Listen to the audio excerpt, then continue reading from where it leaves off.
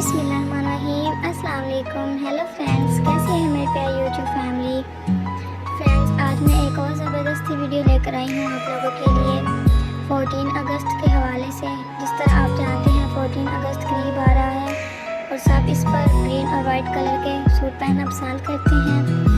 Green colour की different shades हैं, शलवार कमीज़ के डिज़ाइन हैं, फ़्रॉक के डिज़ाइन हैं, इसके अलावा शलवार और कुर्ती के डिज़ाइन हैं, कुर्ती और ट्राउज़र के डिज़ाइन हैं। जिस तरह के भी आप सूट पहनना चाहती हैं हर किस्म के डिज़ाइन आपको मिलेंगे।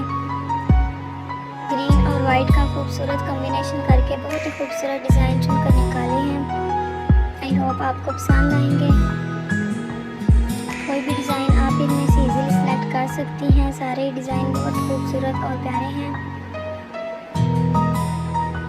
वीडियो को लास्ट तक ज़रूर देखिएगा ताकि कोई भी डिज़ाइन मिस ना हो सके। वीडियो को एंजॉय करते रहें, तो हमें याद रखिएगा और मेरे चैनल को सब्सक्राइब करना मत भूलिएगा।